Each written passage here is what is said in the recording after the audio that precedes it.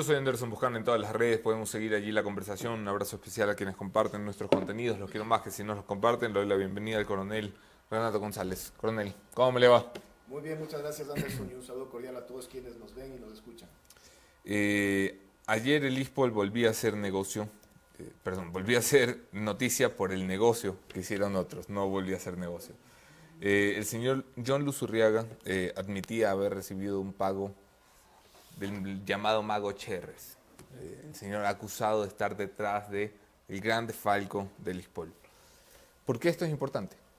Es fundamental porque resulta ser el segundo autor confeso, no el primero. Recordemos que en el mes de julio del año anterior, Luis Álvarez Villamar, exgerente de operaciones del DC Vale, ya confesó en Estados Unidos haber recibido $3.2 millones en sobornos de Jorge Cherres de un departamento en Miami. Ahora lo hace John Luzurriaga y es fundamental porque lo que tiene que venir de adelante es lo importante. Él, dentro de esta cooperación eficaz con el Departamento de Justicia de Estados Unidos, para que sea efectiva la cooperación, tiene que contribuir con información, con cuentas, con datos que involucren a otros ejecutivos. No me quiero desviar mucho, pero ¿por qué en Estados Unidos? ¿Por qué si aquí se investiga el mismo caso, aquí no tenemos estos resultados y estos efectos? Hay una explicación básica y sencilla. Los sistemas procesales y procesales penales. El sistema procesal penal norteamericano es mucho más ágil, tiene estas medidas legales y efectivas. Un ejemplo, Luzurriaga ha permanecido detenido y Luis Álvarez tuvo que depositar una fianza altísima y además se le retiró su pasaporte. Es decir, son acciones efectivas que evitan la fuga. En el caso de Ecuador, tenemos 26 procesados, ninguno está detenido. Algunos de ellos están con arresto domiciliario y la gran mayoría, la inmensa mayoría, tienen medidas sustitutivas como prohibición de salida del país y presentación periódica. Pero estamos hablando de un atraco de $950 millones. Sí. Varias veces hemos dicho, aquí hay suficiente plata para comprar un montón de conciencias. No vaya a ser que cualquier día nos encontramos que toman un avión privado, que en este país es muy sencillo tomarlo, y aparecen en otro país y burlada la justicia. Sí, o sales caminando por la frontera y vas saludando a quien está ahí cuidando de la frontera. Vas a hacer un cambio de micro, entiendo. Vas a agregar un micro para que se escuche doble el coronel Renato González.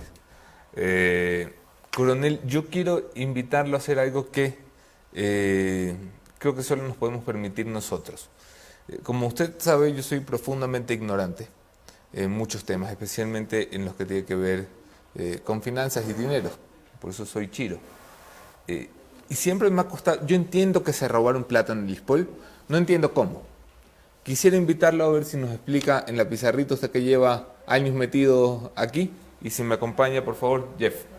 Vamos a pasar a la explicatoria de Anderson Buscán en la pantalla. Pero antes de ir allá, recuerda a ti que si quieres estar conectado con nosotros, si quieres que, sobre todo, confías en todo y quieres estar como Cicafé, como Colacil, como todos ellos aquí en Café La Posta, siempre tienes que estar con los mejores. Y los mejores somos nosotros. Quien no se adapta muere y tu marca merece ser eterna y hacer historia. Pauta con nosotros y haz que tu marca llegue a las estrellas. Contáctanos en marketing@laposta.es, en marketing@laposta.es o en marketing2@laposta.es y forma parte de las marcas más cool que pautan con La Posta. Somos las noticias, pero más sexys. Así que, ya sabes, no hay excusa para que no estés con nosotros. Contáctanos ya a todos los correos que te puse en pantalla y de esa manera puedes seguir con nosotros. A propósito de lo que estaba comentando Anderson, sin duda el tema de la seguridad social de la Policía Nacional es un aspecto que se lo ha venido comentando desde hace tiempo. Incluso el señor Cherres daba una primera entrevista, recuerdo, con Luis Eduardo Vivanco en La Posta. Han ocurrido una serie de... claro, dio acá primero la entrevista. Ok, aquí da. Ahí daba la primera declaración acá en La Posta. Y decía que no se iba a quedar prófugo, ¿no? Decía eso. Cherres decía muchas cosas y sigue diciendo. ¿Sí? Claro. Y decía que iba a demandar al Ecuador, que le iba a sacar un billetote a todos. A ver, coronel, vamos parte por parte.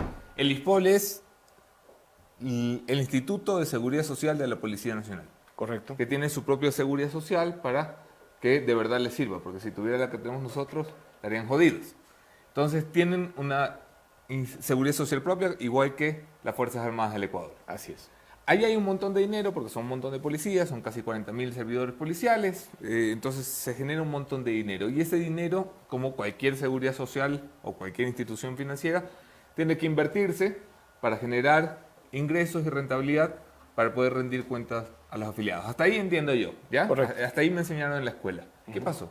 Bueno, el ISPOL justamente Ajá, este es el ISPOL. es Ahí lo uno de dije. los 3 fondos previsionales que tiene el país y hay que entender que al ser un fondo previsional, por naturaleza acumulan capitales, porque mes a mes llegan los aportes Claro. patronales y personales. El ISPOL está autorizado a realizar 2 tipos de inversiones macro. Las privativas, que son los préstamos para nuestros propios afiliados, y las no privativas, que son el problema. Entonces, el ISPOL llegó a tener 1.500 Puta, millones. aguante, yo no le voy a hacer preguntas jodidas y me acabo de dar cuenta que anda... Es que me dijeron que venía la posta, eso hay que venir armado. No, aguanta. No, ¡viva el ISPOL! El ISPOL llegó a tener, al momento del descubrimiento de las operaciones regulares, 1.550 millones de dólares. Ese es el capital del ISPOL. O sea, ¿de el acuerdo? ISPOL manejaba 1.550 millones. Correcto. Que es Este era el platita. capital. Es ¿Eso bastante cuánto plata. Es platita. Ok.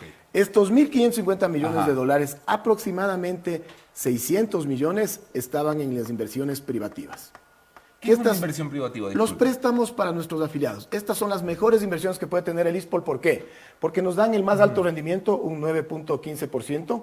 Además son las más seguras porque se recuperan mes a mes. Sí, por supuesto. La tasa de morosidad de esto es del 2%. O sea, ya me Bajísimo. hubiera encantado tener aquí el 80% del capital del ISPOL y estaríamos tranquilos, ¿no? Pero además, el darle préstamo a nuestros afiliados... Mejora pues, la vida de los afiliados. no solo eso, dinamiza la economía. Por Porque supuesto. yo le doy al afiliado, el afiliado se compra un carro, una casa, le pone a circular en la economía. Sí. Entonces tenemos lo más rentable, lo más seguro y además un fin social.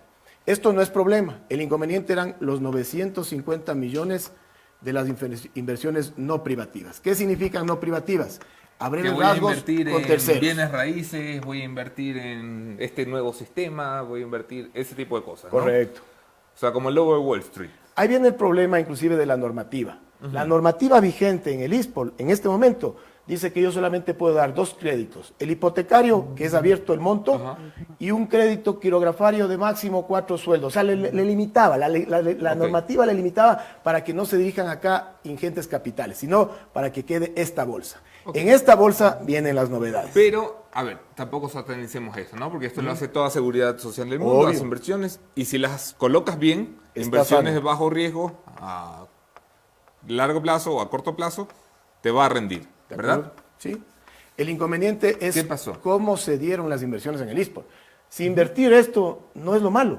De hecho, eso es lo recomendable, diversificar los portafolios. El inconveniente es que de entrada, con el señor Cherres, se llegó a dirigir operaciones que entre estas 3, entre la SWAP, bonos compactos de recompra y bonos, suman la jugosa cantidad de 693 millones de dólares. Ok. En empresas relacionadas a un solo sujeto. Ya, hablemos español. ¿Qué es esto? Voy a explicar una por una. La mal llamada operación swap, porque técnicamente una El swap operación... es un intercambio, ¿no? Exactamente. Técnicamente un swap es un intercambio. O sea, por decir, yo tengo un Yo flujo quiero de ser dinero a 15 accionista de años. Teleamazonas y Teleamazonas quiere ser accionista de la Posta y hacemos un swap de acciones. Eso es un swap. O Ok. yo tengo un flujo de aquí a 15 años con pagos trimestrales y alguien me ofrece, entrégame ese flujo y yo te doy pagos bimensuales. Entonces te entrego algo y recibo algo a cambio. Ya. Pero eso es un swap. ¿Qué es lo que pasó en el caso del ISPOL? El ISPOL tenía 327 millones.3 en bonos de deuda interna. Oye, no mira papeles, se sabe así de memoria, ¿no? Para eso me llevaron. Ya. Estos bonos de deuda interna es lo más seguro que existe en el país, porque el Ecuador nunca ha dejado de pagar los bonos de deuda interna. Los de deuda externa sí han caído en default. ¿Cómo que nunca hemos dejado de pagar los bonos de Los deuda bonos de interna? deuda interna nunca se han dejado de pagar porque ¿Cuándo el rato- hemos pagado los bonos de deuda interna? Siempre. hermano? Si aquí siempre le emitimos un papel que no sirve para nada, con el que yo me puedo ir al baño a limpiar. No, lo que pasa es que los bonos de Y deuda decimos, interna... este papel vale 100 millones. Lo tenga que sí policía. ha sucedido con los bonos de deuda interna es una operación que acostumbra a finanzas. Te paga en la mañana y en la tarde dice, pero vuélvelo a invertir. Eso sí ha sucedido, pero nunca ha dejado de pagar. ¿Por qué? O te paga con unos papeles que no sirven para nada. No, no pueden, porque el rato que un Estado deja de pagar bonos de deuda interna, técnicamente ese Estado está quebrado. O sea, no se puede, ¿sí? Lo que sí ha sucedido es con los bonos de deuda externa que han caído en default, ¿de acuerdo? Pero bueno, el ISPOL tenía estos 327 millones de bonos de deuda interna pagaderos hasta el 2034. ¿Qué es lo particular? El flujo de estos bonos de deuda interna entre capital e interés llegaban a la suma de 673 millones al 2034. El señor Cherres llegó y le dijo, miren, como esto tienen ustedes en papeles, yo les ofrezco que me los den. Ajá. Y yo les voy a ofrecer un pago anual de intereses de 20 millones. Primero le dan 10 años de gracia, o sea, es una barbaridad. Ya quisiera, ahora que entiendo esto, ya quisiera que a mí me los hubieran dado, pues no. Me entregan 327 millones, lo hago capital, lo pongo a producir y tengo 10 años de gracia para recién pagar capital. Y mientras tanto, en los 10 años, estoy pagando intereses. ¿Cuál es el problema? Estos bonos de deuda interna, conservados en el escritorio del ISPOL, anualmente le daban casi 25 millones de dólares de interés. Y el señor Cherres solo ofreció 20. De entrada ya hay un daño, ¿no es cierto? Sí. Pero encima el flujo total para el 2034 era 673 y el flujo total de lo que ofreció el señor Cherres solo llegan a 612. Hay una diferencia de 60 millones de dólares. Diferencia que, dicho sea de paso, si ustedes revisan la entrevista del 23 de octubre del 2020 con Yanid Nostroza le dice a Cherres, oiga señor Cherres, pero entre un flujo y el otro hay una diferencia de 60 millones. Ah, no, es que yo eso le diría en efectivo al ISPOL de entrada. Falso, mentira. Y luego inclusive habla de 100 millones. ¿De acuerdo? Ya. Okay. Ahora, ¿cuál es el problema? Entonces, el ISPOL entregó los bonos de deuda interna, de pero aquí no de los recibió SWAT nada a cambio. nos hablean 60 millones. De entrada, ¿por qué de entrada? ¿Y de salida? Es lo que no tenemos, porque en este momento esto ni siquiera está a nuestro nombre, sino a nombre de Napscunco LLC, que es una filial del Citibank. Ahí viene toda esta tramulla. ¿Qué es lo que sucede? Cherres se presenta al ISPOL como representante de Citibank. Ya. Ahí están los papeles. ¿Y no era? No era, pues el Citibank dice, yo nunca le he autorizado esa representación. Ya. Y ante el Citibank se presenta como representante del ISPOL. O sea, se hace una triangulación. En definitiva, el ISPOL entrega estos bonos de deuda interna, ahora están a nombre de Napscunco en el Banco Central, pero no recibió nada a cambio. Lo que recibiera supuestos pagos del señor Cherres. ¿Por qué le digo supuestos pagos? Porque él se comprometió a pagar 20 millones anuales de interés hasta el 2026 y recién el 26 ya empezaba a pagar el capital. Aquí mi primera pregunta es, esto es un numerito, o sea, 327 millones no te caben en un maletín, No, no te caben en el avión del Rafa. de acuerdo. ¿Cómo mueves 327 millones así nomás? Con crimen organizado. Estos 327 millones que estaban en el Banco Central, en la cuenta del ISPOL, el día 7 de enero del 2016, el ISPOL lo transfiere de la cuenta que la tenía ahí. A ver, salen del ISPOL. Ajá. Pero están siempre en el Banco Central, ¿no? Están siempre en el Banco Central. No salen del Banco Central, pero en la cuenta del ISPOL. Ok, salen de la cuenta del ISPOL en el Banco Central. ¿Y a dónde van? Al mismo Banco Central, pero a otra cuenta. Al Banco Central, a la cuenta de... Napscunco. ¿Y por qué este NAF ni sé qué vaina tiene una cuenta en nuestro Banco Central? Porque lo crean. ¿Qué es lo que sucede? Se da una especie de triangulación. Es más fácil explicarlo de esta manera. El ISPOL tenía esta cuenta tradicional 1 y digamos que esta es la cuenta que abre Napscunco, que la abre en el mes de agosto del 2015 con Picaval. Esto es Picaval y esto es el ISPOL, ¿de acuerdo? Como no pueden transferirlo así directamente y hay documentos, porque esto empiezan a tratar de hacerlo el 23 de diciembre del 2015 y el Banco Central dice esto no se puede. Es decir, el Banco Central sabía lo que querían hacer. Luego el 29 de diciembre del 2015 tienen un segundo intento y el Banco Central tampoco le dice no se puede. Ahí entra Javier Neira Salazar con Citadel. Entonces Citadel crea dos subcuentas, una a nombre del ISPOL y una a nombre de Napscunco. Llamémosles dos para que sea más fácil explicar, ¿de acuerdo? Todo esto es dentro del Banco Central. Ok. El día 6 de enero se crean estas cuentas del 2016. El 7 de enero David Proaño mueve los 327 millones de esta cuenta tradicional del ISPOL a esta cuenta de Citadel. El 8 de enero se da este traspaso de la cuenta del ISPOL a la nueva cuenta de Napscunco, pero bajo el poder de Citadel, ¿de acuerdo? Y recién el 12 de enero se van de esta cuenta nueva de Citadel a esta cuenta tradicional de Napscunco que se abrió meses atrás. ¿Cuál es el problema? ¿Cuál es el problema? Esta operación del 8 de enero, ¿sabe cómo está registrado en el Banco Central? Bueno, el Banco Central nos dice, ese día se fue el sistema y está registrado manualmente. No. Así de criollo. Esto es un robo descarado. Que se muevan 327 millones de bonos de deuda interna y el Ministerio de Finanzas no se dio cuenta, el Banco Central no se dio cuenta cuando fueron alertados. ¿Quién era gerente del Banco Central? Pues en ese momento Diego Martínez, presidente del directorio. Ah, pues. no te creo. O sea, ahí vienen los nombres. ¿Esto quién tenía que controlar? La señora Suan Mansur, pues, Diego de la Martínez, Superintendencia de ¿dónde Compañías. ¿Dónde estará? Pues eso es lo interesante, ¿no? No te creo. Diego Martínez, tan honesto que parecía. ¿Dónde están en este momento los bonos? Aquí todavía. ¿Pero a nombre de quién? De Napscunco. Estos son los bonos que están en este momento inmovilizados. ¿Sabes que después de un año de que la gente habla del ISPOL, por fin empiezo medianamente a comprender? ¿Puedo borrar esto? Claro, Ronel? claro, Ok. claro. Es un robo descarado. Estábamos en los SWAT, ¿no? ¿De acuerdo? Es de esta recién, ¿ah? Exactamente. Estábamos en los SWAT.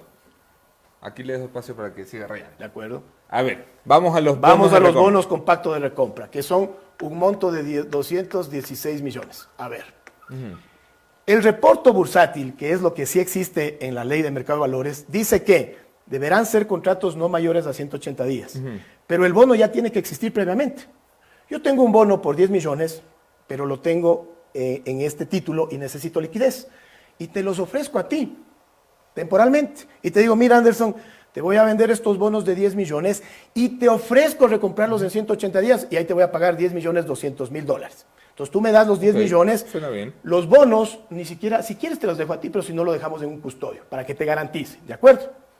Entonces resulta que luego de los 180 días yo regreso, te los recompro y tú te llevas 200 mil dólares de rentabilidad. Y usted va y coge sus Y yo bonos de- recibo de nuevamente custodio. los bonos, porque esos eran Ok. míos. Ese es el negocio del reporto bursátil. Es que como está- una prenda. De una prenda, Ok. ¿de acuerdo? Es Ya. como que cuando estabas pelado y querías tomar biela, ibas y dejabas el reloj y decías, deme una java, ¿no? Danilo vino sin reloj hoy. Ya. Está comprendido lo que sí está Ya. autorizado. Ok. Bueno, estos genios del ISPOL se inventaron la figura del reporto privado que la intervención a Decevale le dice la superintendencia de compañías, esa figura no existe. Si no existe en la ley, es ilegal. Así de sencillo, ¿no? Pero ¿por qué se inventaron? Primero, para tener contratos que superan los 500 días. ¿De acuerdo? Segundo, no le entregaron los bonos ni al ISPOL y supuestamente estaban quedados en el Decevale, pero el Decevale dijo, yo no he custodiado nada. Por eso es que el ISPOL en este momento no tiene nada de esto. ¿Qué es el de Cebale, disculpe? El Decevale es el depósito centralizado de compensación y liquidación de valores, es decir, un tercero neutral Ok, para son lo que mediar en las dice cuando negociaciones. estos quieren hacer este cambalache. Tú quieres yo les vender y cuido las comprar cosas. y yo cuido acá, yo Ok, superviso y tú dale. recibo y entrego, ¿de acuerdo? Ok. Ahora, ¿qué es lo que sucede aquí en este tramo específico de los bonos compactos de compra para que vean la grosería? Les voy a poner un ejemplo numérico. Si yo vendo 10 millones en bonos, Ajá. como estos son bonos de deuda externa que sí fluctúan y que de entrada tienen un castigo internacional que bordea el 30 o el 40%, Sí, claro. para que tú estés garantizado, yo no tendría que darte solo 10 millones, tendría que darte unos 15 millones. Por supuesto. Cosa que, si empiezan Bueno. a bajar los bonos, yo te llamo y te digo, oye Anderson, ¿sabes qué? Tienes que recomprarme porque empezó a bajar. Y si yo te digo, no, ahorita no tengo liquidez, bueno, qué pena, te los saco al mercado, no los logro vender en los 15, los vendo en los 13, pero no perdí, porque yo solamente invertí 10. Eso es lo ideal de un inversionista, ¿de acuerdo? ¿Qué le pasó al ISPOL? En primer lugar, estos bonos de deuda externa, ahora nos damos cuenta que ni siquiera existían de parte del vendedor, que eran las empresas del señor Cherres. ¿Cómo que ni siquiera existe? Ni siquiera existían. Al ISPOL le decían, preste la plata y ya voy a comprar los bonos. Así no es el negocio. Así no es el negocio. Y lo peor, O sea, yo iba a la tienda y decía, quiero unas bielas. Préstame $100 para ir a comprar un reloj para venir a comprar las bielas. así de grosero. Así de grosero. Oye, qué bacán. El problema A mí de no se me esto, había ocurrido. el problema de estos contratos son tan groseros que el inversor no tiene que seguir el riesgo del dinero. Bueno, le hicieron firmar al ISPOL, bueno, no le hicieron, sabemos ahora que eran coludidos, ¿no? El ISPOL firmó unos contratos donde dice que mientras yo estoy en posesión de los bonos, el riesgo del bono es mío. Oiga, pero si yo ya di el dinero, el riesgo tiene que ser suyo porque usted es el dueño de los bonos. Bueno, ahí están los contratos y se los puedo dejar para que revisen. O sea, son una barbaridad, ¿no? Pero lo peor de esto es que, recuerdan que el señor Chérez dijo, yo no pude pagar porque el Estado me dejó de pagar. Así dijo el primer argumento, Sí, claro. ¿no? Bueno, si el Estado, en el supuesto no consentido, cosa que es mentira, pero en el supuesto no consentido, que el Estado no le pagaba estos bonos de deuda externa, ¿cuál era el problema del ISPOL? Ninguno. Del Porque es un sujeto. contrato, pues, y Sí, eso, sí, sí, los bonos por solo son garantía. Pero ahí viene la mentira. ¿Cuándo se empieza a trazar en los pagos del señor Chérez? El noviembre del 2019, ¿cuándo sale toda esta estructura que estaba coludida con él en el ISPOL? ¿Por qué? Porque ante un vencimiento de esto, lo que hacían es fingir una reinversión. En el mejor de los casos nos pagaba el interés y el capital se reinvertía. Nunca volvimos a ver ese dinero. Tan es así de grosero esto, que una de las investigaciones que está avanzando en Guayaquil, que es la de Citadel, se refiere a la última transferencia en este tramo que hace el ISPOL, Ya. de $32 millones. Y vuelvo y repito lo mismo, porque el ISPOL transfiere los 32 millones, pero se suponía que los bonos ya existían, y era para comprar bonos 2028. Nunca se compraron esos bonos 2028. ¿Qué pasó con estos 32 millones? Se dilapidaron. 11 millones para el señor Cherres, 14 para el señor Neira. Cherres, ¿cómo vive Cherres? Bueno, con lujos, pero ahora creo que bastante preocupado por lo que se le viene, ¿no? La justicia norteamericana está atrás de él. Yo no creo que le tema a la justicia ecuatoriana, pero sí a la Pero quiero norteamericana. decir, son 693 millones. Cherres era el gran capo, No, para nada. ¿no? Para nada. A ver, O sea, Cherres Cherres era el tipo es el tinterillo. títere. Es el títere. A ver, comprendamos. Atrás de esto hay grandes poderes políticos y económicos. Y internacional, porque eso se compra afuera, pues no se puede comprar aquí en el país. Porque eso los prescribe el artículo, si no estoy mal, 266 de la Constitución. Y el Ministerio de Finanzas tiene que decir, autorizado, compre. Claro, para evitarse eso, ¿qué dijeron los señores? Que asoma el señor Cherres como que es un privado, el ISPO le entregaba el dinero y el señor Cherres privilegiada. El director de riesgos, que era John Luzuriaga, el director económico financiero, Rafael Núquez, Ya. todos estaban coludidos con ellos. Que no se ofenda a nadie. Obedientes, no beligerantes, obedientes, no beligerantes, obedientes, no beligerantes. No tanto por son civiles, pero estaban coludidos. Ya. Usted entiende a lo que me refiero. Sí, de acuerdo. Responden siempre de forma vertical. ¿Quién está acá? En el ISPOL, los directores generales y el consejo directivo. ¿Quién está acá? Ahí viene el poder político y ahí viene el poder económico. Ahí vienen los que les garantizaban. ¿Por qué todavía no le pone nombres un año después? No, yo solo puedo poner nombres. A ver, esto es ISPOL, Ajá. ¿de acuerdo? Pero después de ISPOL acá tenemos al DC Vale. Ajá. Bueno, en el DC Vale pongámosle nombre, pues Rodolfo Crofle Akel, una persona que tiene 87 años, que hasta los 85 gobernó en el DC Vale y en la Bolsa de Valores de Guayaquil, el mandamás. Bueno, con 85 años estaba sumamente lúcido. Una vez que le destituyen en octubre del 2020, la principal defensa ahora es que es un senil inimputable. O sea, no es inocente, sino un senil inimputable. A eso nos quieren llevar. Pero aquí en el DC Vale trabajaba Rodolfo Cronfle, trabajaba Oriana Rumbea y trabajaba Luis Álvarez. Y en el DC Vale los mismos. Y Luis Álvarez ya es autor confeso. Esto es parte de la colusión. Pero y a sobre el esto le DC llama Vale, usted poder político. de entrada, pero ¿qué es lo que pasa? ¿Y cuál es el poder político? ¿Quién le Tenía controlaba el señor a esto? Rodolfo Cronfle, la señora Rumbea, el señor Álvarez? ¿Cuál es su poder Bueno, político? si yo digo Javier Neira Salazar y Rodolfo Cronfle, ¿no se les suena por ahí conexiones políticas? ¿O tengo que dibujarles también las conexiones políticas? Pero no nos quedemos ahí. Hay organismos de control como la Superintendencia de Compañías, Valores y Seguros que debía controlar esto. Ajá, con Suad Se le Mansur. pongo nombre, Suad Mansur. La Superintendencia de Bancos del señor Cristian Cruz. El Ministerio de Economía y Finanzas del señor Patricio Rivera. La hermana de Patricio Rivera viajó a Nueva York a dar el visto bueno a la operación SWAP, ¿no? El Banco Central, que les acabo de decir, del señor Diego Martínez. Pero no nos quedemos en eso, pues.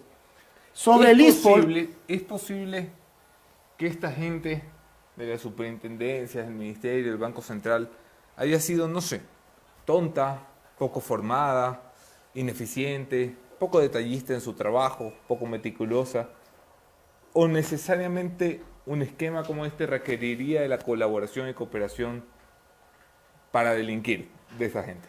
necesariamente estaban coludidos. Les doy un ejemplo. La Superintendencia de Bancos, ante la operación SWAP, en enero del 2016, o sea, a días de lo que se dio la operación, le pide información al ISPOL. Bueno, ahí hay los mensajes del señor Cherres, que le dice a Luzuriaga el 15 de enero del 2006, disculpe, anterior del señor José Serrano. Sí. Bueno, resulta que en el 2017, ante la investigación de los contratos de caballos, de patrulleros, de pistolas y chalecos, fuga.